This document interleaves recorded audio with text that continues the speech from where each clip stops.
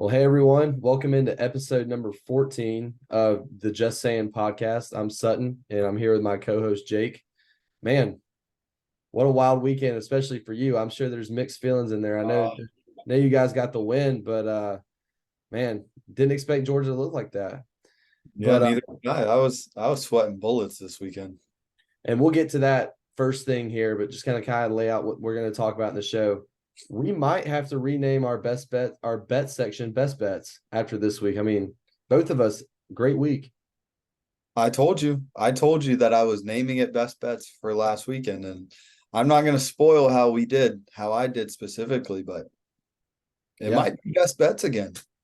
good week for both of us. A little bit better week for you. We'll also break down our new top 25s, and both of us have three helmet stickers up for grabs this week. And I think both of us have each three deserving candidates. But without further ado, let's start at that game in Auburn.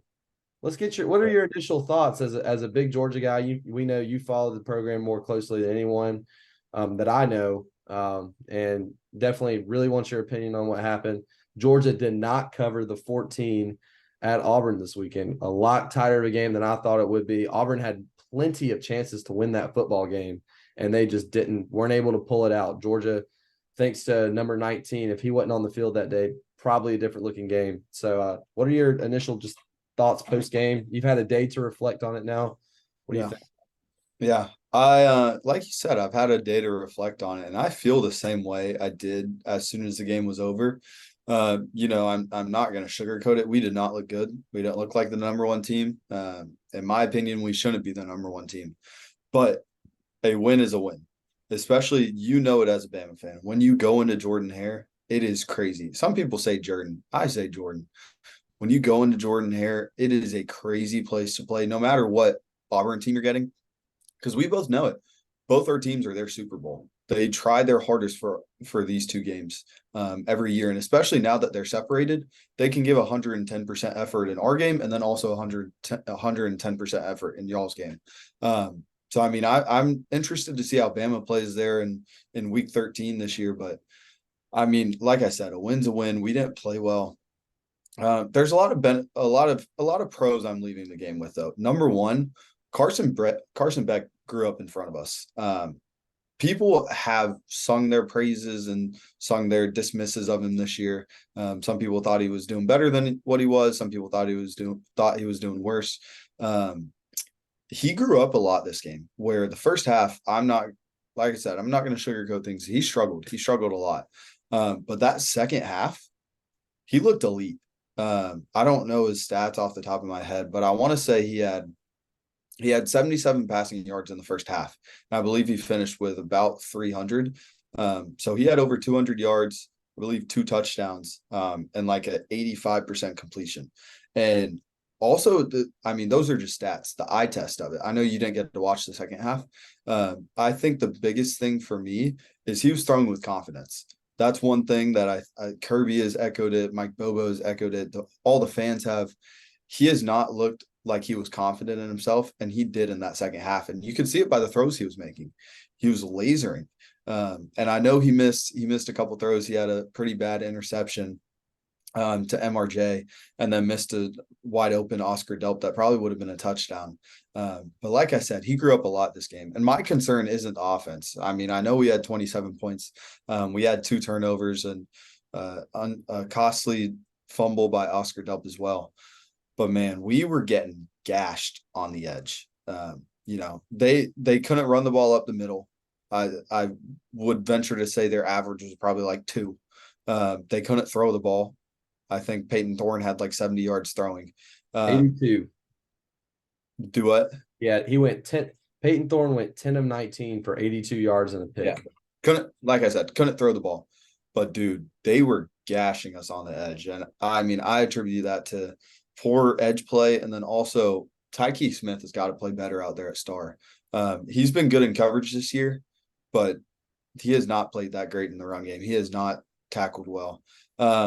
But I mean, like I said, I'm leaving this game. A win is a win.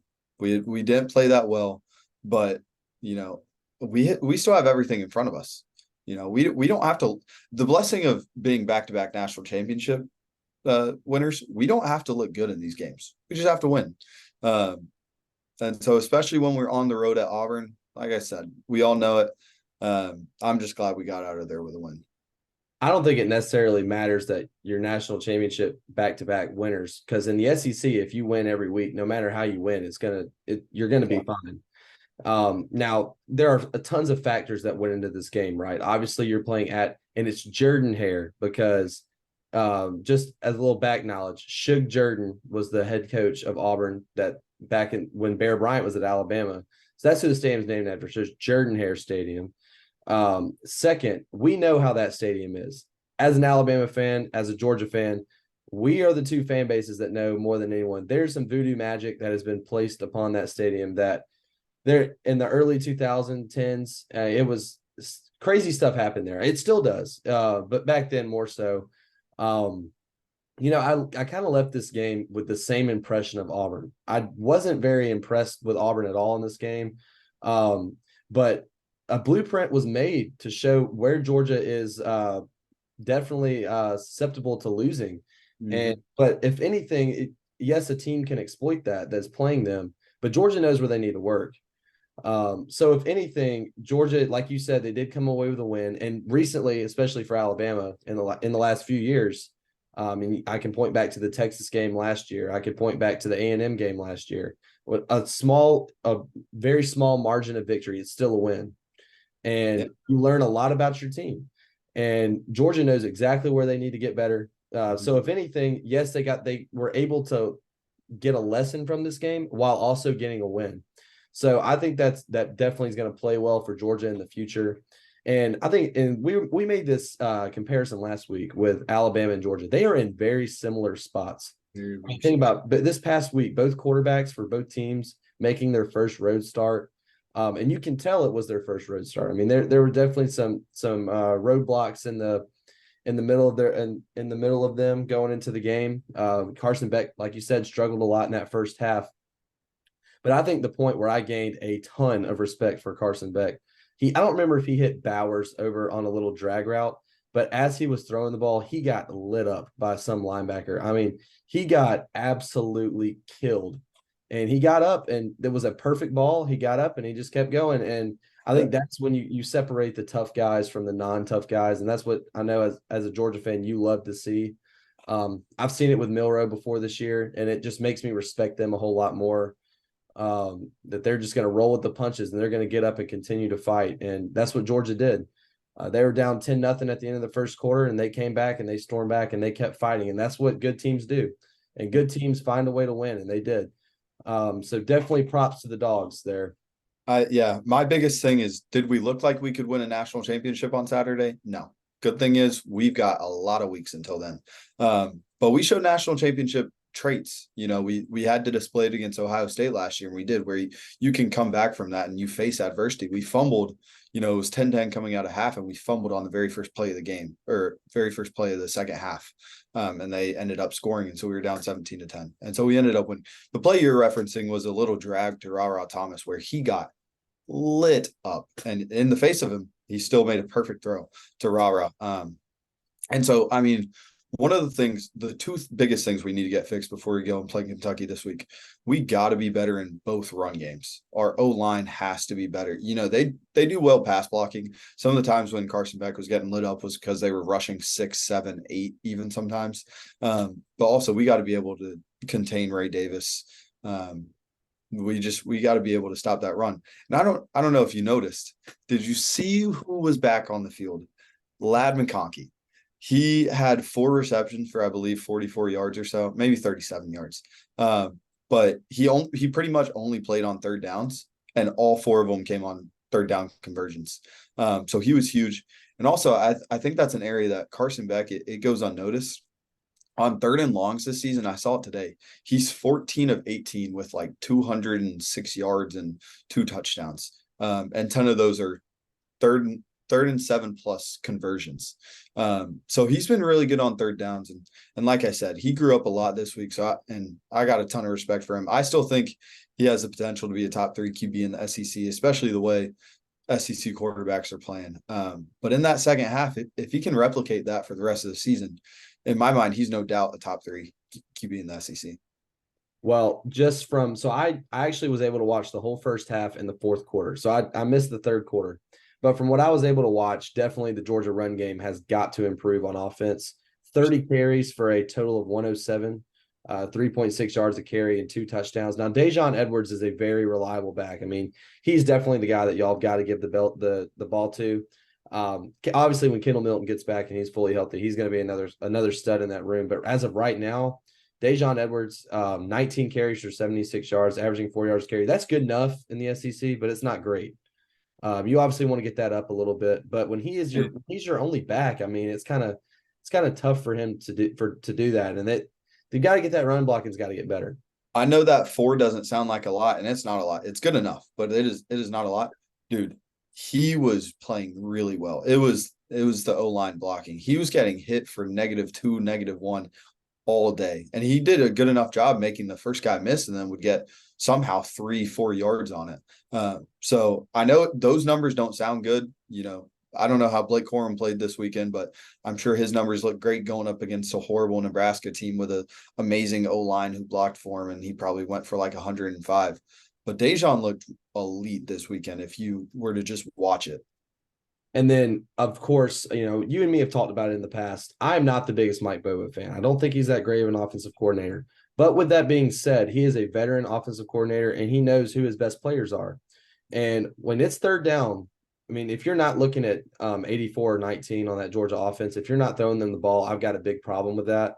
And those were definitely the 2 guys that were targeted in key situations. Like you said, Brock Bowers, I mean, what a game. 8 catches, 157 yards, touchdown. Lad McConkey, 4 catches for 38 yards. And like you said, 3 of those catches coming on third downs. I mean, that's the definition of clutch right there. I mean, and that you want your best players to have the ball in space when it matters the most. And that's what Georgia was able to do. And for me, you look at Auburn and say, why the heck do you not have 2 guys on Brock Bowers at all times? And if you have 2 guys on Brock Bowers, how the heck is he beating a corner and a safety?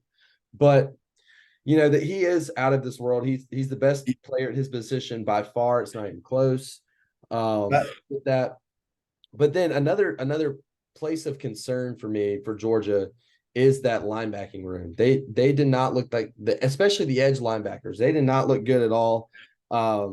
They didn't. I don't think they were awful at getting pressure on Thorne. But we always also have to remember Auburn is not a good football team. They are not a good football team. No. And yes, they are different at home than they are on the road. They're going to be much better at home than they play on the road. I mean, that's pretty obvious. But they are still not a good football team. And that's definitely you got to raise your eyebrows at it if you're a Georgia fan. But like you said, it's the beauty of college football, right? We've still got 7 weeks and a bye week left to figure this out. So technically 8 weeks before the SEC championship game for all college football teams, and especially in the SEC. And it's always good to get out there against SEC competition on the road, hostile environment, which of course Auburn always is.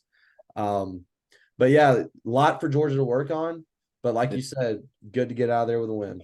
I just want to reference or talk about 2 of the things you said, and then I'll be done talking about Georgia. We've talked about them for a little bit now. But you mentioned it, linebacking, an area of concern.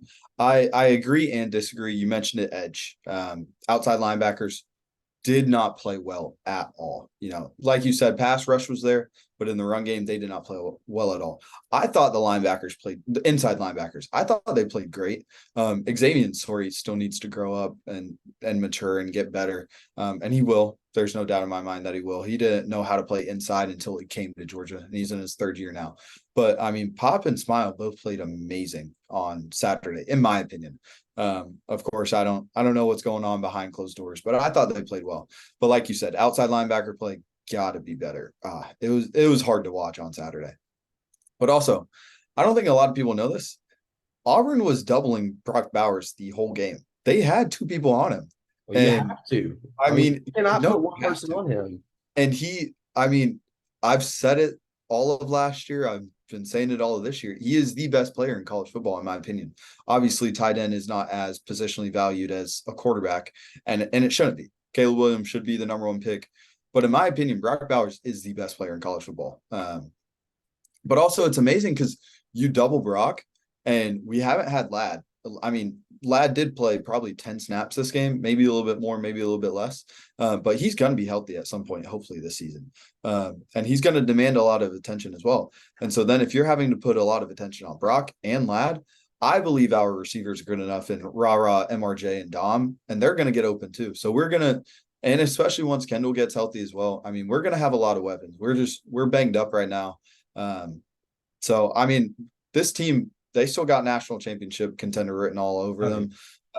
I'm not concerned about that end goal. Yeah, I don't think anyone's questioning the national championship possibility for Georgia. They definitely, I mean, two back-to-back winners, they're always going to be in the back of people's minds. But let's shift our focus to a game that I was at on last night.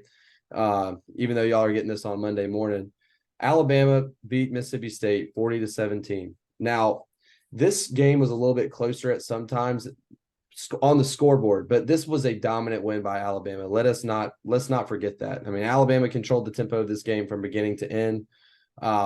Very encouraged by what I saw from Jalen Milroe. If I had to put it in one word, the word would be efficient.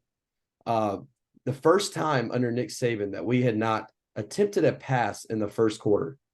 We actually had called 3 or 4 passing plays, but I think 2 or 3 of them ended up being sacks, or he just ran the ball and decided to run the ball. But Jalen Milroe finished as 10 for 12, only threw 12 passes, 164 yards, averaging 13.7, no touchdowns, no interceptions, and 96.8 QBR. I mean, efficient he was. And what have we seen all year from Alabama? And I've mentioned it a few times on the program, is they are spreading the ball. Jalen Milroe is spreading the ball around. We only had 2 guys with multiple catches. Amari Niblack, who I think is our best pass catcher, one of the best tight ends in the country, and he's starting to show that. I mean, he high pointed the ball in the back of the end zone that if you go back and watch the replay, had both feet down inbounds for a touchdown. They didn't even do the replay during the game. So he got absolutely robbed of a touchdown right there. Jason McClellan was the other guy that had 2 catches out of the backfield, and it's, check downs. But Malik Benson, CJ Dupree, Isaiah Bond, Kendrick Law, Ja'Cory Brooks, those guys are all making contributions. Don't really know what's going on with Jermaine Burton right now. He didn't even step foot on the field. And he's kind of been not really playing a lot this year, which is definitely weird. It's not because he's bad. He's played well for us in the past. But I don't really know what's going on there. But Alabama in the run game, and kind of similar to Georgia, you want to see better numbers. Average 4.5 yards per carry, but dominant all game. It was emphatic. I mean, I felt like every time we got the ball, we were running it right up the middle, and we were doing whatever we really wanted to them. And I think the number is kind of down, because towards the end of the game, we started running for maybe 2-3 yards a carry, but we were pretty dominant. And Milroe with his legs did a lot of good things. He scored 2 touchdowns, had a 53-yard touchdown run. Jason McClellan was good. Roydell Williams was good. So love to see that. But defensively is where I take a lot. I put a lot of my stock up, and I got a lot back in return. Obviously, Deontay Lawson, our best player on defense, our middle linebacker, our signal caller, out of this game, probably next week too. So Tresman Marshall was given the play calling duties on defense, and best game of the year for him. He was awesome. He had a sack and a half, 2 tackles for loss, only 1 solo tackle, but was in there for 9 total tackles.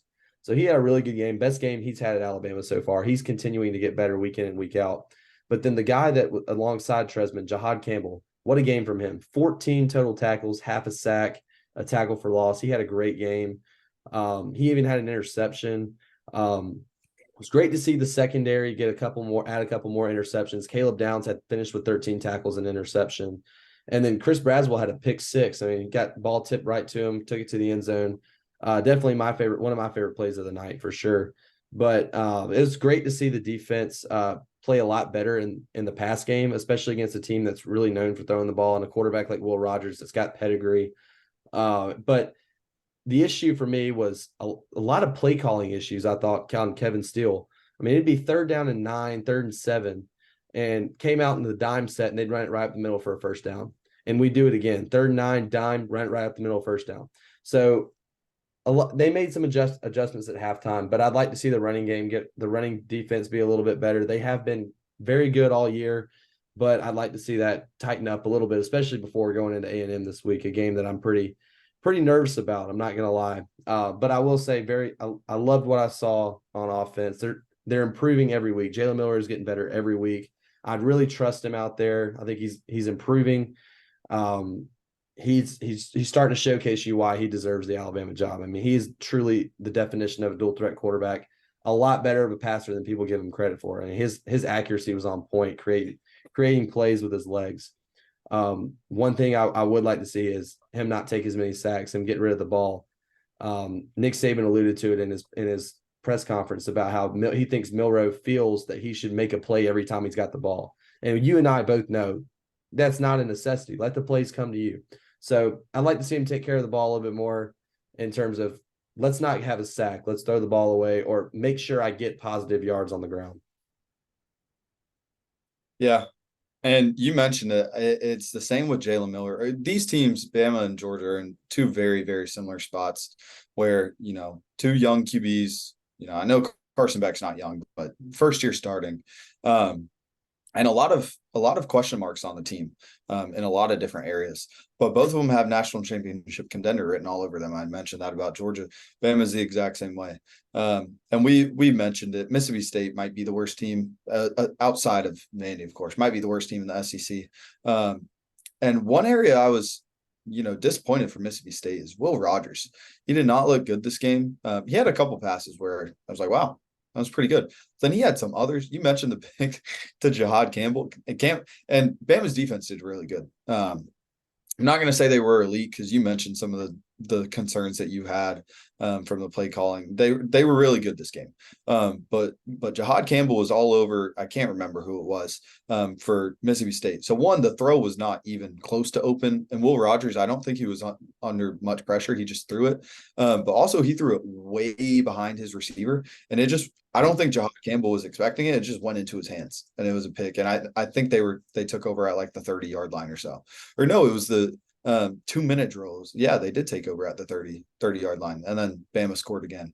But I mean, Mississippi State, they just didn't look great this game. But I mean, like you said, Jalen Milroe, he's making strides every week, and especially, we know Mississippi State's not a great team, but he was in his first road start, and he played pretty well.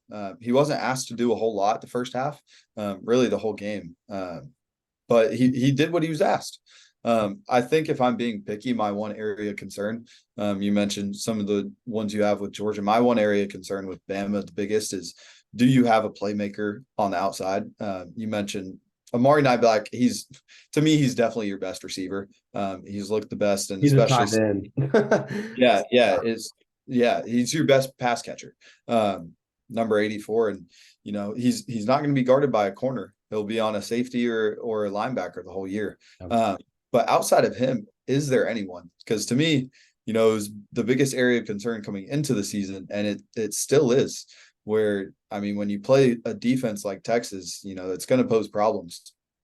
And also, I mean, I'm interested to see how A&M schemes up on defense, because this was another weird week where Mississippi State's defense, I don't know what it is. I'm no DC, but Texas' key to success to stopping Bama on offense was they got after Milroe with 5, 6, probably even 7 sometimes.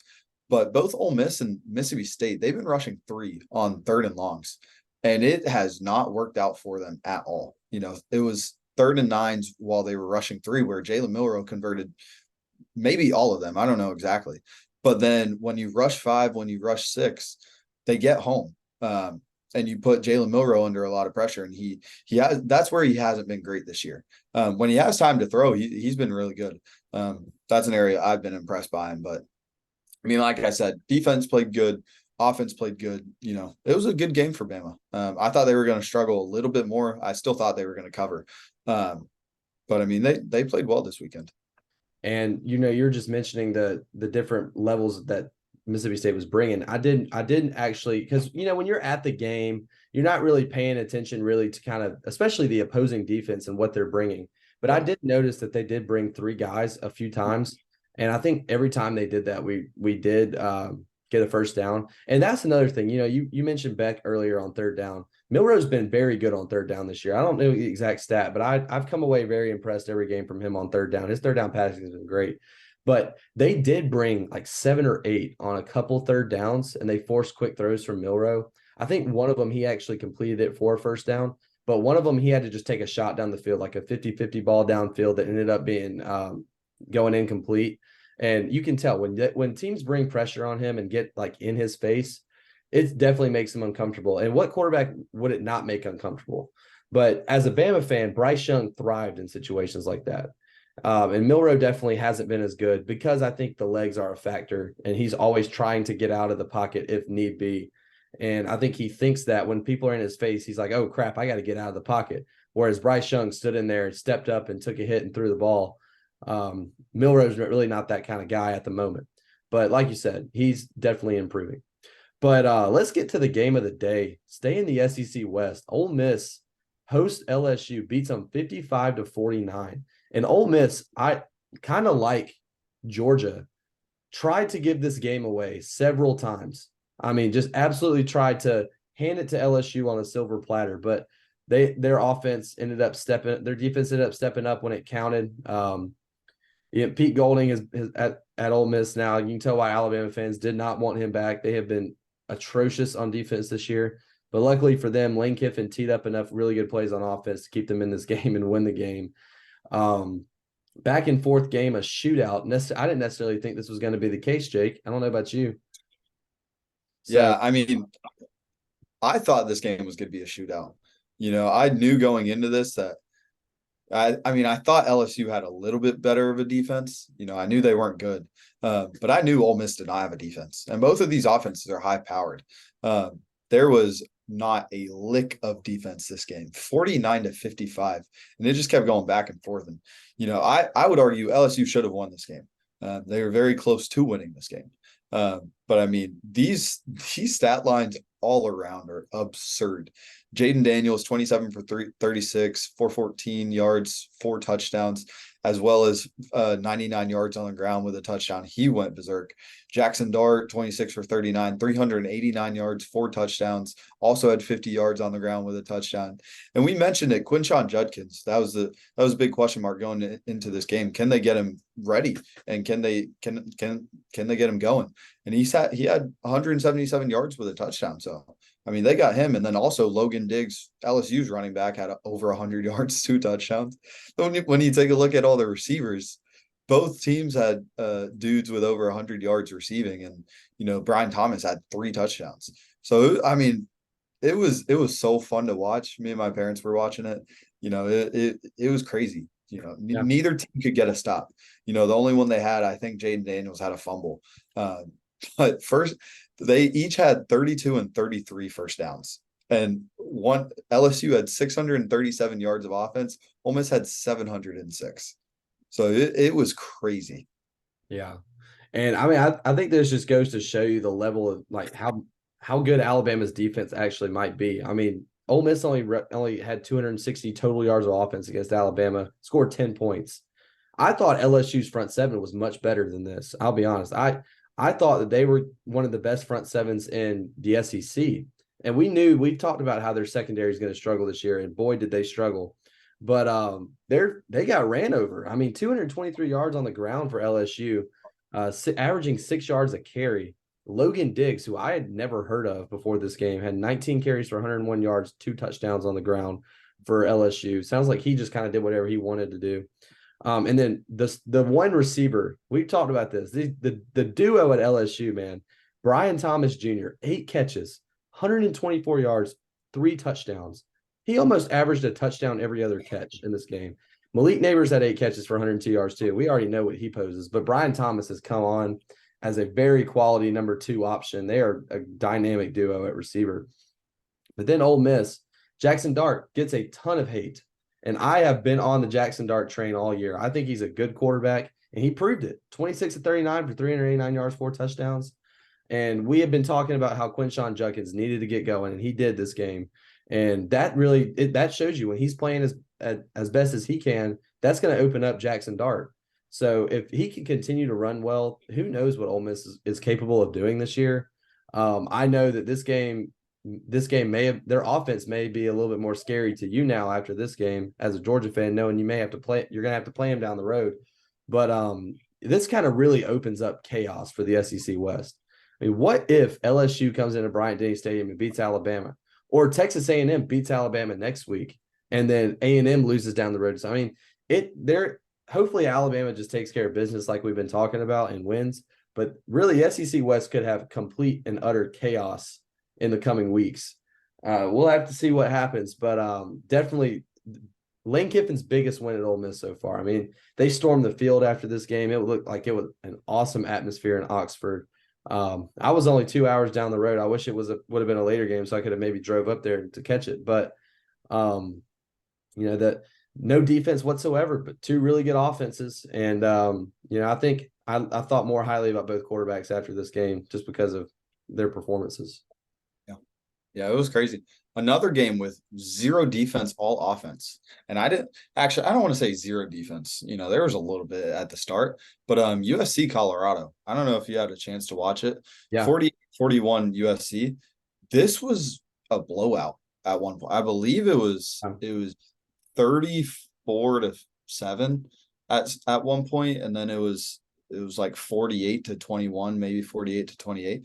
Colorado somehow brought it back. I don't know how.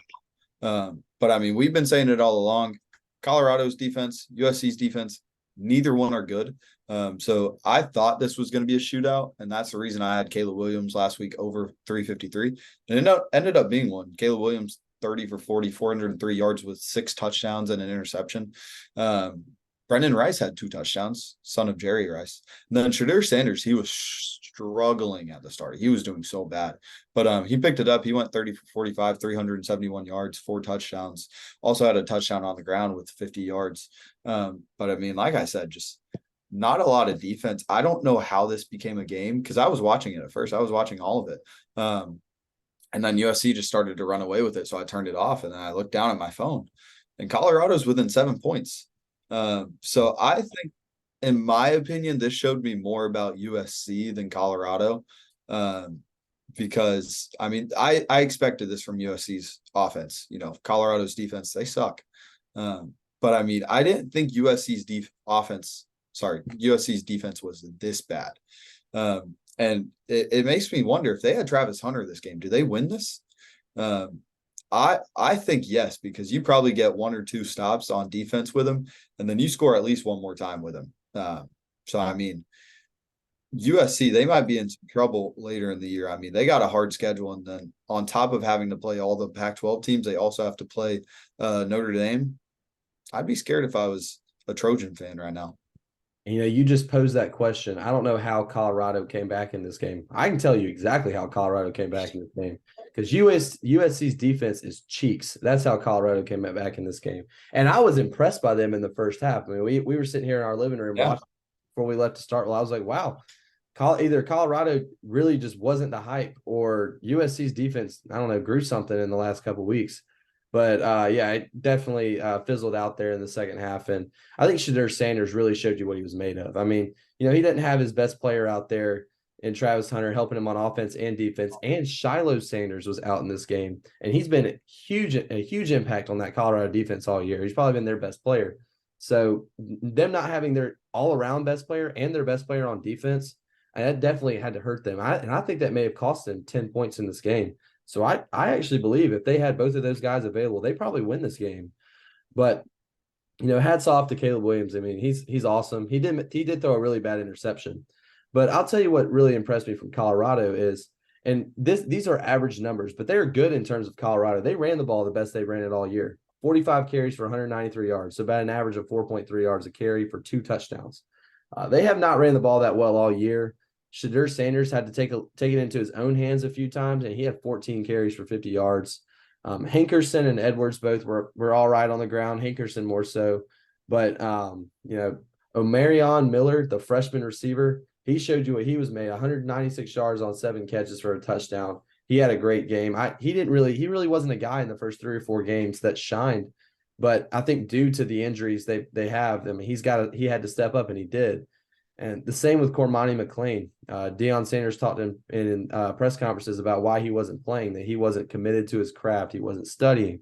He wasn't watching tapes. But when they needed him in there because Travis Hunter was injured, Cormani showed you why he was a 5-star recruit. And he was, being recruited by Alabamas and Georgias and Ohio States and teams like that. And I think it just goes to show you another testament of how Dion is with players. I mean, players gravitate towards him; they love him, and I still think Colorado's got a lot in front of them, a lot they could accomplish. They're a good offense. They got a good offense, but they're still probably a year or two away from being good on defense. They've got to get some guys in there that are bigger than what they currently have. But yeah, I was impressed by the fight that Colorado showed in the second half, and I think that's a testament to them creating a mindset that their head coach has. And I think that's definitely something they can hang their hat on at the end of the day.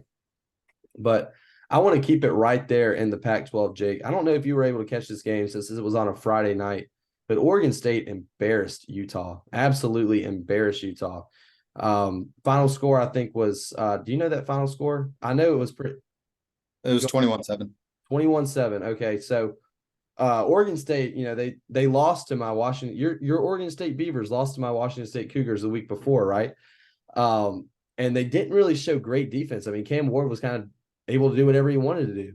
But now that they were back in Corvallis, and Utah's offense, don't get me wrong, is not good when they do not have Cam Rising. Nate Johnson is not that guy. I hate it for him. He's just not that guy. So Oregon State's defense showed up and showed out. DJU did exactly enough, barely enough to get me my over. We'll talk about that a little bit later.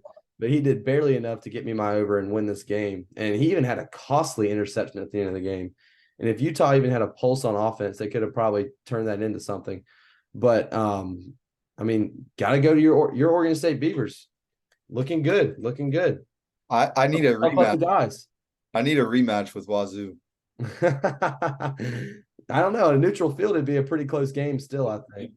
It is funny how we both picked those teams, and both of them have been pleasant surprise to college football. I know Oregon State took kind of a hit in the rankings after they lost, but in mine they didn't, because that was a really close game, could have gone either way. They're going to get a bump after this game, but for me, Utah, I haven't been high on them the whole year. Just due to them not having Cam Rising, and it stays that way. Like you said, if they had a pulse on offense, they could have won this game. It was 21-0 with 5 minutes left in the fourth. But who knows if they have a competent quarterback. Nate Johnson was 8 for 23, 100 yards and a touchdown. So, I mean, I've heard that Cam Rising might not play the whole year due to his ACL. I think it's still up in the air. But Utah, they're going to have to find some way to score against these more elite teams because both UCLA, I know they squeaked out with a win, but both UCLA and Oregon State, they gave a blueprint on how to stop Utah, and it's not much. But on Oregon State, their offense, Silas Bolden was the one to keep an eye out for. He had two carries for 53 yards and a touchdown. It was a 45-yard touchdown. And then also 6 receptions for 100 yards with a touchdown. So he was mainly Oregon State's whole offense on Friday night. And I wasn't able to watch it, but I was able to watch highlights. And he was a number 7, I believe. He was the one to keep an eye out for. Yeah, I was actually able to watch the tail end of this game after I got back from the high school football game I was covering. And it was just evident from the beginning that Oregon State set a tone on defense, and they kept it throughout the game. They were suffocating, selling out for the run, making Nate Johnson throw the ball, and he was not effective. He tried to use his legs, but they had him bottled up most of the plays. So definitely taken away. And the Utah defense did enough to win this game. I mean, their offense just didn't show up. I mean, putting up 21 points, only allowing 21 points this day and age in college football is definitely a win. And their offense just didn't have it. And that's kind of that. So Utah is definitely going to take a hit in the rankings, especially in my rankings. I think they may have fell out of my top 25 just from this game. And I think a lot of it has to do with Cam Rising probably not going to play this year, or if he does, it's going to be too little too late. But I mean, this Utah team quarterbacked by Nate Johnson is not a top 25 team in my eyes. So, and it's a shame because they're wasting a really good defense too.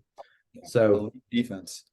Let's go talk about another classic. This game was kind of boring. I didn't love watching it, but the fourth quarter was so much fun to watch.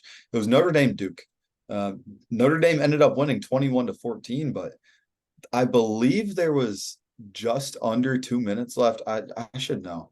There's just under 2 minutes left in the game, and Notre Dame took over at the 5-yard line, and they were down 14-13. They needed a touchdown. They needed a field goal. They needed something. And Sam Hartman led them down the field on a 95 yard drive, 2 minutes and 4 seconds in 10 plays. So for the longest time, I thought Duke was going to get away with this one. And I think I got exactly out of this game what I thought, because both our bets hit from this game. We said Notre Dame -5.5. You said you didn't think it was going to be close. You thought they were going to win by 14 or so. I was on the fence. I said Notre Dame win by 7. That ended up happening. It was closer than I thought it would be. But I was scared for this because Riley Leonard, he's a good quarterback and he's a competitor. I think you said he broke his leg, which is tough. So I've heard some conflicting things today. They now think it's like an ankle injury, which would be huge for the Duke Blue Devils because they are definitely a player in the ACC after this game. Yeah, no, they're a good team, and Riley Leonard. These stats won't, at least the passing stats won't jump off the page at you. 12 for 27, 134 yards, a touchdown and interception. And then he carried the ball for 18 for 88.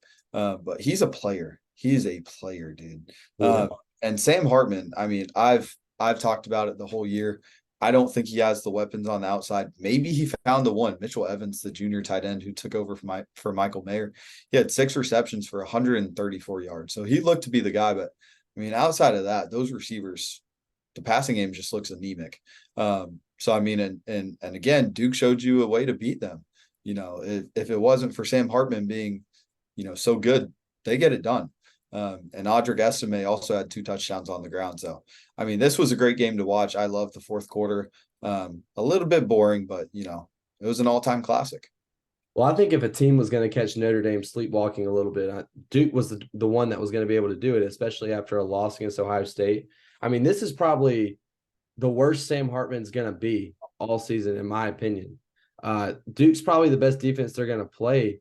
I would say maybe even the rest of the year. Obviously, Ohio State's better, but Duke was going to be the second best one they played, right? Sam Hartman was only 50% completion percentage, 15 of 30 for 222. Didn't even throw a touchdown pass. But the way he commanded the offense, and especially when it mattered, just shows you he's a next-level quarterback. If the team was going to knock Notre Dame off again, it was going to be in this game, and they weren't able to do it. And Audric Estime showed you his value towards this team. 18 carries, 81 yards, 2 touchdowns. He's a really good – you mentioned you think he might even be the best running back in the country. And he showed you why he's definitely in that conversation this week. Notre Dame, they showed you they can lose a close game and they can win a close game. And their schedule does not get easier. They've got Louisville this upcoming week in a top 25 AP showdown, and then they've got USC after that. So they definitely have a tough schedule throughout the year. I think it's pretty plausible that you can expect them to lose at least one more game just with the competition they're playing. But I think if they go undefeated from here on out, that says something about this team. And I think they'd be deserving of a playoff spot if they were able to do so. And their defense showed up again. They had Howard Cross the third, 13 total tackles, a sack, 3.5 for a loss. They've got some players on defense. And like you said, maybe Mitchell Evans is that guy on offense. I think Chris Tyree, the freshman receiver, has the opportunity and the ability to do so. But Mitchell Evans definitely looked good. I wasn't able to catch a lot of this game. But, you just hate it for Duke when you see a guy like Riley Leonard, who's the heart and soul of the team, go down. And kind of similar to we were just talking about Utah, I think if Riley Leonard isn't quarterbacking this team, they're not a top 25 team. So they may fall out of my top 25 for right now just because they don't have Riley Leonard. But if Riley Leonard comes back and he plays well, they may shoot right back up into it.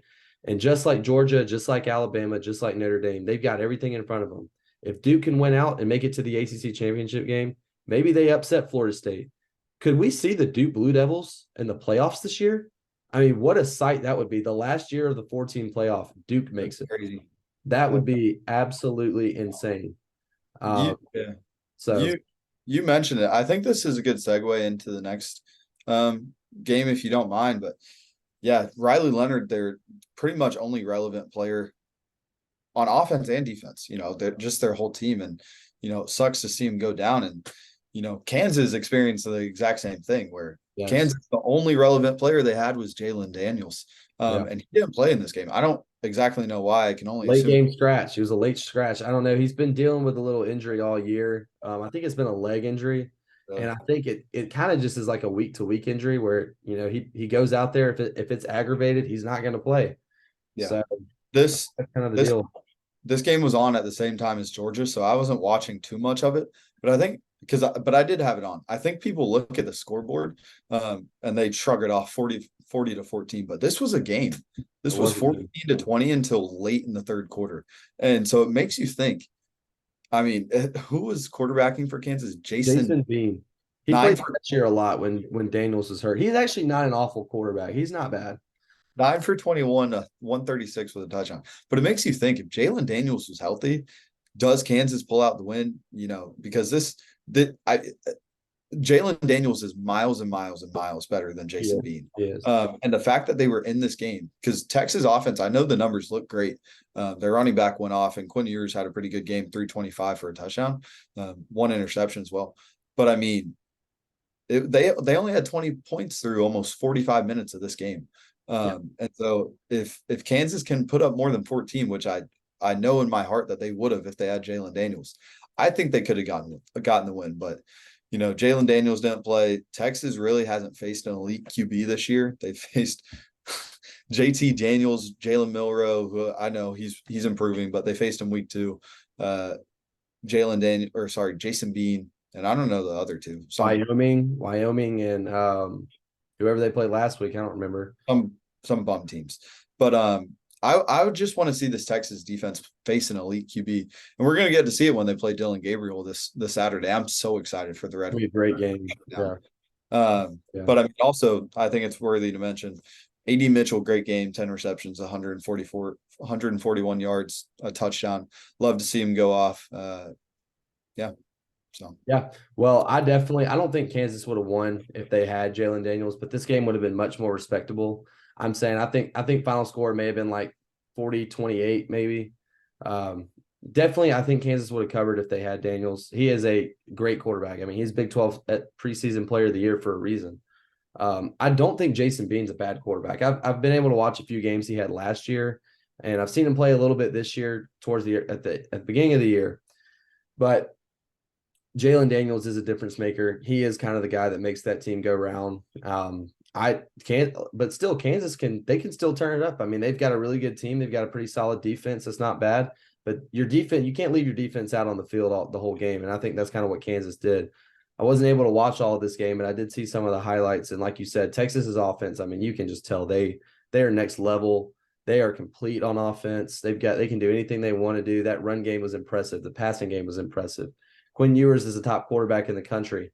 But yeah, I would have loved to have seen this game with Daniels on the field. And maybe, just maybe, we may get the rematch later in the year in the Big 12 championship game. Kansas could continue their hot streak. But, you know, another game where it's like, man, just what would have happened if both teams were fully healthy and out there playing. But another game, and I don't know if the Osteen household is going to really like this one. So, Nick, if you're listening to this one, you might want to skip 5 minutes up in the conversation. But Kentucky beating Florida at home emphatically 33-14. This game, another game that it was a 19-point victory on the scoreboard, but it was way more than that on the eye test. I mean, Kentucky absolutely dominated this game from start to finish.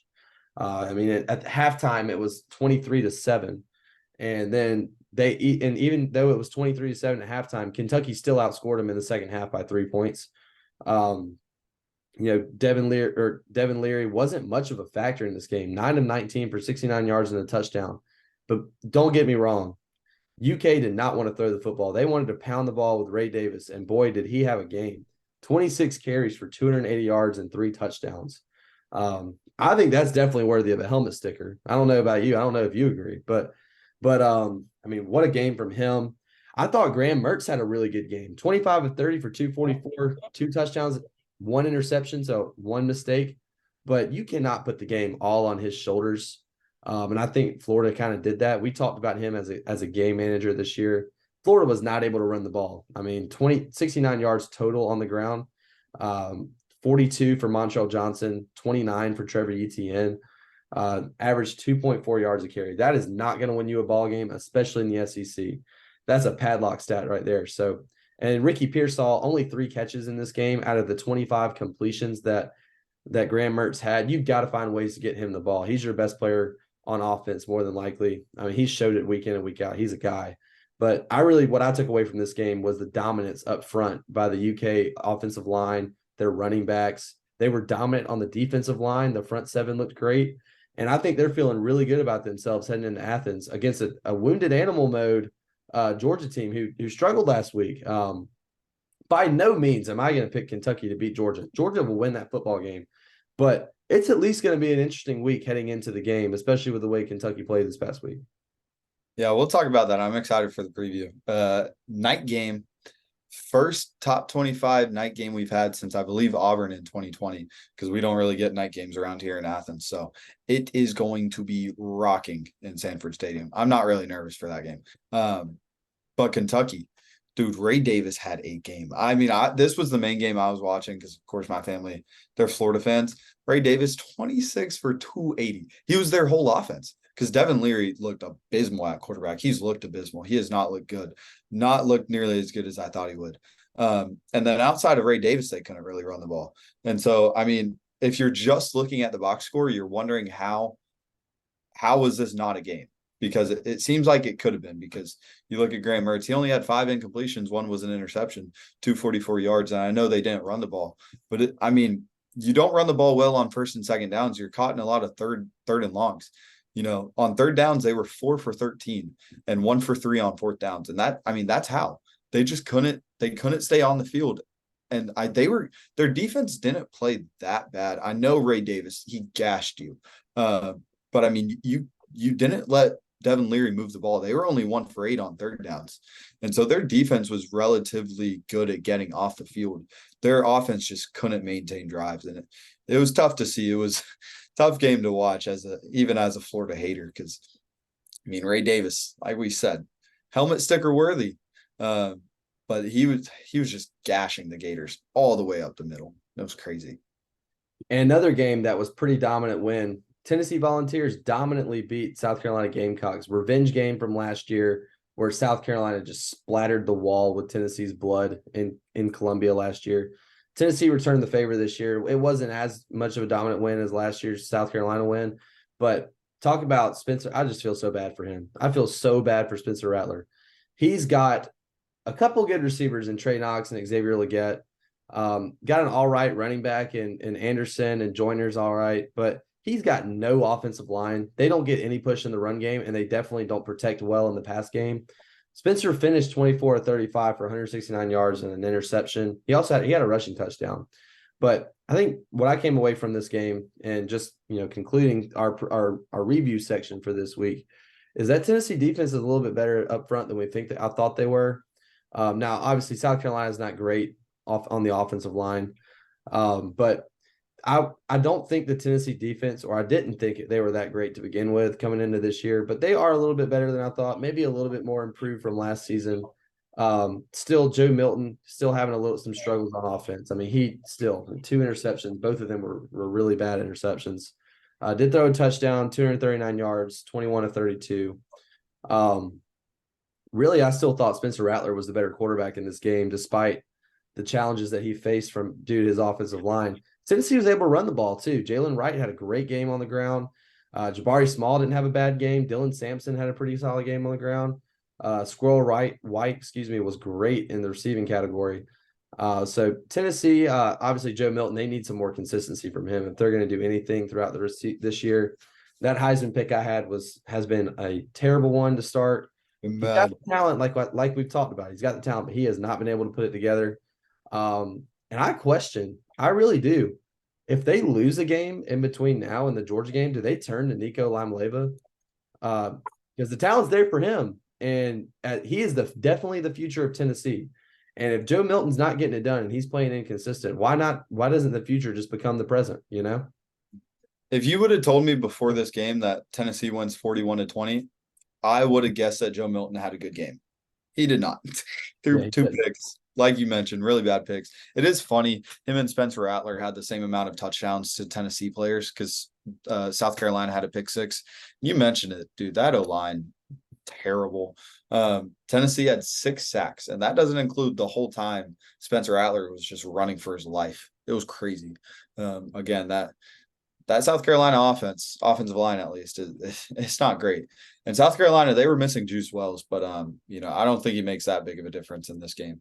And it really wasn't that bad. I don't think it wasn't 21 points. That kind of surprised me. I felt like it should have been a 10 to 14 point victory. But I mean, just another game. You mentioned it. Do they turn if Tennessee loses a game between now and Georgia? Do they turn to Nico? And I think they should. I think they should go ahead and already turn to him. I think they shouldn't have even made Joe Milton the starter this year, if you ask me. I mean, I told you he wasn't good. Like we said, I mean, you're way higher, still way higher on him than I am. I think he has a lot of potential with his arm, but that's it. He just how far he can throw the ball. That's if you need a Hail Mary, go pick him up. Let him throw it 90 yards when you're on the 10-yard line. But if you want him to quarterback your team the whole game, I don't recommend it, as you can see. So when they're lucky if they have to win a game with him, they won't be able to do it. Because you look at it, when they can't run the ball, when they go and play Florida in the swamp, when they go and play Bama, they're going to lose. When they play us, they're probably going to lose because these are teams that don't let them run the ball. I know what happened to Florida this past weekend, but that was an anomaly. Tennessee couldn't run the ball on them, and you saw what happened. And so that's just what's going to continue to happen for Joe Milton not being able to, throw the ball effectively. And then also, I think it's worthy to note I don't think you know this. Brew McCoy suffered an injury this game. Yes. Don't know how serious, but it looked bad. Dude, his foot was going the opposite way it should have been going. It did not look good. It looked really bad, so he might be out for the season. I know he was one of my overrated players, but you hate to see it for him. He suffered a few injuries his career, and it makes you question, especially how bad is his career over. Yeah. Well, I think that was a pretty good review section. Definitely looking forward to the previews of week 6. Going to have another great week of college football coming up. But before we even get to that, we still got a couple of other topics we got to cover from this past week. Let's give out some helmet stickers. How about you start us off with a helmet sticker, Jake? Let me start you off. And these are all players we've mentioned, so I don't think we'll take too long on this. Ray Davis, 26 carries, 280 yards, 3 touchdowns. Obviously, it's going to be the helmet sticker of the week, I think, unanimously for all of college football. 10.8 rushing average, but it's also worthy to mention he had a touchdown reception, and it was a great after the catch play.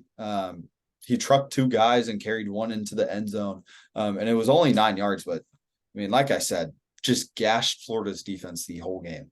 Think about this. UK has been a great running back producer. I mean, they had Benny Snell was dominant when he was there. Chris Rodriguez had a few dominant seasons, and now Ray Davis. So it just looks like if you're a running back and you may not be the most talented running back as a recruit, but you're a pretty talented guy, might want to go and check out Lexington, Kentucky. But I'm going to keep it right there at the running back position. I'm going to go Jonathan Brooks, the running back from Texas. 21 carries for 218 yards and 2 touchdowns in the Texas victory over Kansas. I thought Cedric Baxter would be their main guy this year at running back just because he was the most talented guy. Jonathan Brooks has taken over that RB1 spot at Texas, and he's shown that they can truly run the ball back there. Great compliment to Quinn Ewers in that passing game. So I'm only expecting better things from Brooks as the season goes on and from that running back room as a whole. Texas, like I said, complete team on offense, and Brooks is definitely a key component of that offense. Yeah. And my next 2 players, you might be surprised, neither one of them have had a helmet sticker, and they're, in my opinion, the top 2 players in the nation. One of them, Caleb Williams, 30 for 40, 403 yards, 6 touchdowns. I know he had his first interception of the season, but he was going off. It was a late game interception. He had himself a day, and he was slicing and dicing this Colorado defense. They were missing Shiloh, but he does not make a difference in this game, in my opinion, where Caleb Williams just couldn't be stopped the whole game. Well, I'm going to keep it right there. Another quarterback I've got, Jackson Dart, Ole Miss quarterback, been high on him all year, and he finally proved it that he is a guy in the SEC. 26 to 39 for 389 yards passing, 4 touchdowns. He also added a touchdown on the ground with 7 carries for 50 yards, and a big win over LSU. Kind of keeping Ole Miss. They've got to just win out and hope that Alabama loses a couple games, and they'll represent the SEC and the SEC West for the first time in program history. I don't think it's going to happen, sadly, for them. They've never been to an SEC championship game. I don't know if you knew that, but he had a great game. really put himself on the map there. I think he's gonna probably end up coming back for another season next year, and he could be discussed as the best quarterback in the SEC heading into next year. And I think he's with Lane Kiffin calling plays, it definitely helps. And Jackson's got all the tools to be a great quarterback, and he proved it. Could be. And I mentioned it, my number one player in college football. I finally gave a helmet sticker to him. He deserved one last week. Didn't give it to him. Daddy Brock Bowers, 8 receptions for 157 yards and a touchdown. He had 121 yards in the fourth quarter. So I just think it proved this weekend, when we want to get him open, he will get open. Like I mentioned, they were double covering the whole game. And, the first half, he was still open. It wasn't that Carson Beck was missing his reads. He was making the correct reads. He wasn't playing too well. But Brock was getting open the whole game. And so finally, when we wanted to target him, we did. And he showed what he can do after the catch. He's amazing. He's going to be a top 3 tight end in the league as soon as he's drafted. Yeah, definitely one of the best tight ends I've ever seen in my lifetime at the college football level, for sure. I mean, generation. The only other guy that I could even compare, which I don't even think he's as good as, or that Kyle Pitts is the other guy, but Brock's probably miles and miles ahead of Kyle when it comes to blocking. I do think Kyle's probably a better receiver than Brock, but Brock in totality is a better tight end. Thank you for mentioning that. I also wanted to mention that he was blocking his butt off this game. You probably didn't get to see it in it. It's one of those things you don't really watch, but dude had pancakes. I'm not saying 1, not 2. I'm pretty sure he had 3 or 4. And he was setting the edge well for the running backs when we were doing toss sweeps and everything. So, I know he went off in that fourth quarter with his yards after the catch, but dude was putting his life on the line for the Georgia Bulldogs. Well, great guy to have. We've seen Jake be biased now 2 weeks in a row with his helmet sticker, given 2 weeks in a row to Georgia players. So who did I give it to last week? You gave it to was it Tyke Smith? Oh no, that was 2 weeks ago. I gave it to Kamari Lassiter. Okay. Well, still, he's giving out 2 helmet stickers to the Georgia Bulldogs. So I'm gonna give out a helmet sticker to an Alabama player, a guy that stepped up this week in a big role, had a great game. Jahad Campbell, 14 tackles and an interception this week at Mississippi State, stepping in for Deontay Lawson. Great game from him. Probably going to have to start again this upcoming week at A&M with Lawson's ankle injury. Hopefully not. Hopefully Lawson will be back and everything will be fine, and Jahad can kind of play that more complimentary role that he's played all year. But man, when the lights were turned on and the stage was set, he showed up to play, even though it was Mississippi State. So helmet sticker goes to Jahad Campbell. So 6 helmet stickers. I think 6 guys are all very deserving of helmet stickers. And that leads us into our last topic from involving week 5. And that's our newly named, again, best bet section. So I know Jake had a little bit better of a day than I did, but success across the board for both of us. Hey, I think we both deserve some claps. We do. Good for us. So, yeah. Sutton went 8 for 11 this week. That's impressive. I only got one wrong. I went 10 for 11. And now both of us are up over 50% for the season. I'm at 52.38. You're at 50.79. And what was your lock of the week again? What was it?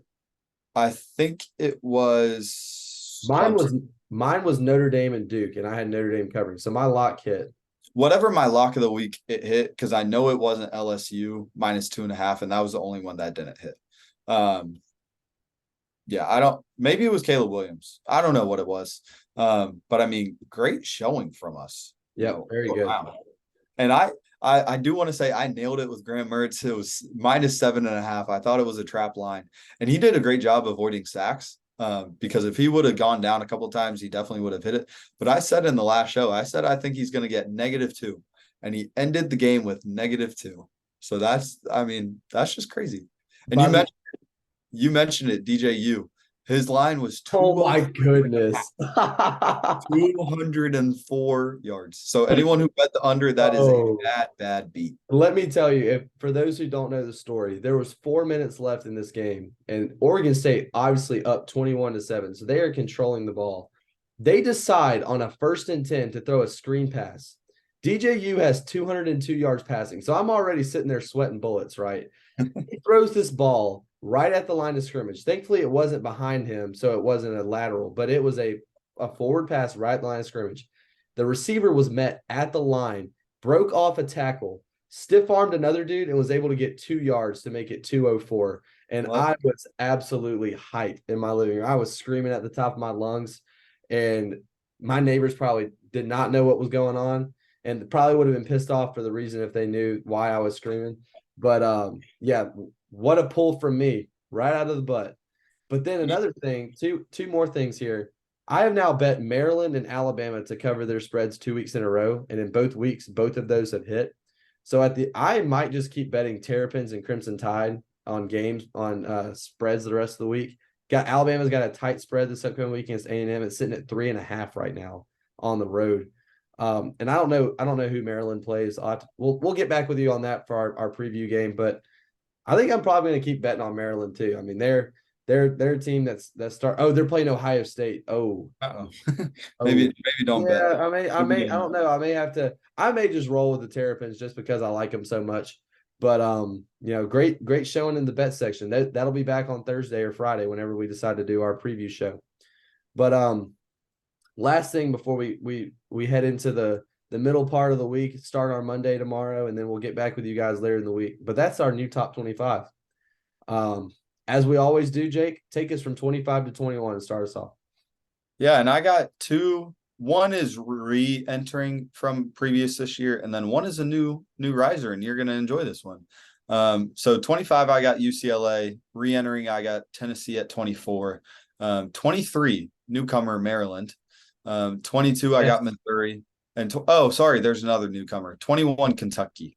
I thought Kentucky and Maryland both showed a lot. Even Tennessee. I think all three of those teams who came back up into the top 25, I think all three of them showed good enough things this past Saturday.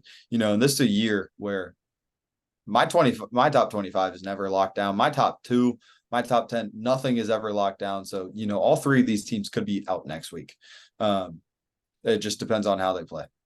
And I actually just changed my number 25 up last minute. So I only have one new team entering the top 25. But number 25, I'm going to go the Duke Blue Devils here. I think they've showed me enough to stay within the top 25. Obviously, a completely different team without Riley Leonard. So hopefully, prayers up for a speedy recovery for him. I hope that goes well for him. But I'm going to get Duke at 25. My newly entered team into the top 25 is Kentucky as well. I've got them at 24. A&M re-enters the top 25 for me. They're sitting at 23. Miami's at 22, and then the Maryland Terrapins at 21. Yeah, and then for me, the team that fell a lot, I was never high on them really. It's looking like from the previous weeks, the highest I had them was 15. Utah. I have them at 20 now. They don't look great. They might be out of my top 25 next week. 19, I have Miami. 18, LSU. They dropped a lot. 17, right above them, I have Ole Miss. And then 16, I still have Duke up there. You mentioned it. Without Riley Leonard, what do they look like? I'm going to give them the benefit of the doubt because they easily could have won this game. And if they win this game, they might be a top 10. They're at least top 12. So I'm going to give them the benefit of the doubt. I don't know who their backup QB is. Maybe he comes in and he does good. So I'm going to keep Duke at 16. They didn't drop it all for me. I don't hate that at all. But I'm going to go number 20, Kansas State. Number 19, in a humongous game this upcoming week, the Missouri Tigers are hosting the LSU Tigers. Yeah. LSU is favored by 6.5 on the road right now against Missouri. That might be the game of the week this upcoming week. If Missouri can find a way to win that game, not only would LSU be at 3-3 on the year, but Missouri would be in a prime position for that SEC East to challenge as a big challenger to Georgia. So I've got Missouri at 19. I've got your Oregon State Beavers at 18. I've got the Tennessee Volunteers at 17. And I've got LSU at 16. They only moved down a few spots for me because I still think that they're still a really good team, even though they're 3-2. I mean, they played some tough games. So I've got LSU at 16. And I'll go ahead and do my 15 through 11 just because I like the transition here. I've got Ole Miss at 15. So I've only got Ole Miss one spot ahead of LSU, even though they only won by, 5 or 6 points. I've got my Washington State Cougars at 14. At 13, Oklahoma. a humongous matchup this week against Texas. Another game that I think could be, it's going to decide who the top dog is in the Big 12. At number 12, I've got North Carolina, and at number 11, I've got USC. Okay. Yeah. I mean, you did the exact same thing as me. I have LSU, Ole Miss. I'm just a few spots back on them at 18 and 17, but the same mindset as you, where LSU easily could have won that game as well. Yes. So at 15, I got North Carolina. 14, I got my Oregon State Beavers, and 13, I got your Washington State Cougars. Kind of the same mindset where that was a really close game. Either team could have won it. So they're neck and neck for me at 14 and 13. 12, I got Oklahoma nearing in the same spot as you. And then in the same spot as you, I got USC dropping 3 spots. They did not look good. I don't think they can win a natty with this defense. That offense is super impressive, but their defense is atrocious. Well, actually, I want to ask you a quick question. Mm-hmm. So for me, I think there are reasonably 11 teams this year that I have could win the national championship. I have 11 teams on my radar that I think can win the national championship, and they are my top 11 teams. USC, I think, is the least likely to win it. They are my number 11 team. But everyone that I'm going to mention from here on out, I do think has a legitimate shot at winning the national championship. I don't know how many teams you think, but I'll answer that. I have exactly 11, and we're going to have the same top 10, just in different orders. Yeah. I don't think USC can win a natty. I have them ahead of the other team. I think Oklahoma can win a natty. I have Oklahoma behind. I have Oklahoma behind them right now because if they played right now, I think USC would win. But if Oklahoma can get everything figured out, I think they have a chance to win it. And these are small chances. Like Notre Dame, they have a small chance. I don't think they do, but I mean, they really could. USC is the only one where they're not going to be a complete team. That defense has no shot to be good. Whereas everywhere USC could win just because they could outscore everybody. And I mean, you're obviously liable to get shut down at least one drive, but then again, there's not really a ton of offenses maybe outside of Washington and Texas that I think that would score every single drive against USC. That's fair. Yeah. And yeah, maybe if they make the playoff, I'll eat my words and say you were right, but I can't see USC doing that. But my top 10, I have Bama breaking into the top 10 again. I have them at 10. I got Notre Dame at 9, Oregon at 8, Ohio State at 7, and number 6, falling out of the top 5, I got Georgia. Georgia just didn't look great, but I mean, for people, I've seen people that want them out of the top 10. Obviously they don't really know what they're talking about. That's just crazy. But yeah, they have not looked like a top 5 team this year. There's no ifs, ands, or buts about it. I did not drop Georgia out of my top 5. They are still so I'm a little bit higher on the Bulldogs than you are right now. But yeah, I'm unbiased. Both of us in high school, it's so funny. Both of us in high school weren't at all. Now strides have been made. Let's put it like tremendous strides have been made. Yeah. I would say. So 10 through 6 for me. Notre Dame sits at number 10 for me. Alabama at number 9. Washington at number 8, who struggled this week against Arizona on the road. Not really an offensive issue. It was more their defense. But definitely a team that I thought may have been a complete team who I'm starting to have a little bit of doubts with now. I still think if they played Alabama on a neutral field at this moment, they would win just because of that offensive firepower. But definitely a team and they've got a tough back end of their schedule. So they better start figuring stuff out quickly and make sure they're clicking in the right direction when that big part of their schedule comes up. At number 7, I've got Florida State. Still can't get that Boston College game out. Bad taste out of my mouth. That was just a bad game. And then number 6, I've got Penn State. They had a rough game against a awful Northwestern team. They played bad against Northwestern. I know you had them at number 1 last year, and I can't imagine that that's still the case. But man, Penn State, they did not look good this past week. They dropped out of my top 5, and they're sitting at number 6. Yeah. My top 5, I got Washington at 5. You mentioned it. Really bad game from them. The reason they didn't move, they were at 5 last week. They're still at 5 for me. The reason they didn't move is because teams 1 through everyone else has had a game like that this year. Every single except for Michigan. But Michigan hasn't looked, in my opinion, they haven't looked elite in a game, but they haven't looked bad in a game. Whereas every other team has had a game where they looked elite, but also had a game where they looked bad. And this was Washington's first. So I'm not taking too much stock into it. I think they'll get things figured out. And like you said, backloaded schedule. They're going to have to in that loaded Pac-12. Number 4, I got Texas. They got bumped up into the top 5 for me. Number 3, Michigan. And I did drop Penn State. I have them at number 2 now. Like you mentioned, bad game. But again, it depends on how much you want to take stock into it. Because I have FSU at number 1. You have them at number 7. What's Ohio State for you? 7. Oh, wow. Okay. I'm sorry. I didn't catch that. No, you're good. I mean, Ohio State, they easily could have lost against Notre Dame, but in my opinion, just haven't proved much. Do they have a bye week this past week? Or do they play? I feel like they had a bye week. Well, I think they had a bye week. I do. So, I mean, they just, again, I know they beat Notre Dame, but they didn't look great that game.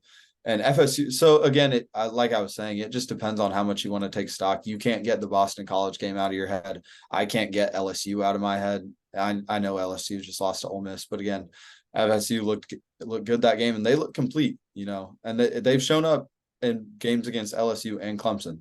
And I know neither one of us have Clemson in our top 25, but Clemson's a good team, and Clemson, yeah. I've said this is based off of who wins on a neutral site field, but I think Clemson would beat a lot of my top 25 teams if they met on a neutral site field. They could. And I mean, they've got the talent for it. They just haven't been able to put it together. So, and they're a team that we had on our riser list last week. So who knows what they could end up looking like at the end of the year. 5 through 1 for me, I've got Georgia at number 5, got Oregon at number 4. I've got Ohio State at number 3. Michigan at number 2, and I've still got Texas at the top spot. I still think they've done enough to be that top team. I'll be honest, though. Right now, to me, I've only seen 2 teams so far this year that I think are complete. And I think both of those teams have had matchups where they've been kind of iffy in. And Oregon had a bad half against Stanford this past week, but I do think they are a complete team.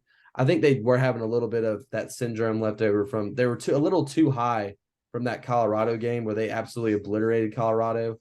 And I think a bad half of football brought them back to reality, and they turned it on in that second half. I do think they are a complete team at the moment. I think they are the best team in the Pac-12, and I think they will win that conference. And I also think Texas is a complete team. They showed it against Alabama. And again, they sputtered a little bit when they played Wyoming at home. But then that fourth quarter, they showed you why they are, to me, the best team in the country. They turned it up on offense, and their defense played well that entire game. They've got a much better defense than people give them credit for. They can pass it. They can run it. Got a very solid quarterback, a guy that I trust in Quinn Ewers. A lot of playmakers. I mean, Xavier Worthy, A.D. Mitchell, Whittington, Nayer, Jatavian Sanders. I mean, you can keep going on, and they've got a great O-line to play behind. So they to me are the most complete team in the country. That's why I've got them at number 1. And then, you mentioned Michigan being a team that hasn't really looked awful, but they haven't looked great. They've been consistent, and they've played to what I thought they would play this year. That's why I've got them ranked 2nd. I know that was kind of an argument we had, I think, a week ago, but I just think that they play. I've seen exactly what I wanted to see from them, exactly what I thought I'd see from them. And that's exactly why I have them ranked higher. And then just in terms of Ohio State, I think outcome is what I'm looking at for them. I still think they're a really good team right now, but that talent on offense can't be denied. And their defense has been great this year too. So that'll be my top 5 and another successful show for us. Yeah, I just wanted to comment on that real quick. You mentioned 2 complete teams, and I relatively agree with you. I think people forget about Texas Tech, the Oregon game where Oregon barely squeaked out with it. Right. Oregon didn't look great that game. So, I mean, a lot of these teams have moments of where they've looked complete. For Georgia, you look at the second half against South Carolina where they were dominant. Michigan, you can look at, I don't know, probably Nebraska. I don't really know for them. Texas, you look at them when they played Bama. FSU, you look at the second half against LSU. Penn State, you look at the game against Iowa. So, I mean, you can pick and choose in these, but also like Texas, when they played Wyoming, they were tied going into the 4th, I believe. So, I mean, like I said, Texas, I agree with you, has probably looked the most complete this year. Them or FSU, in my opinion.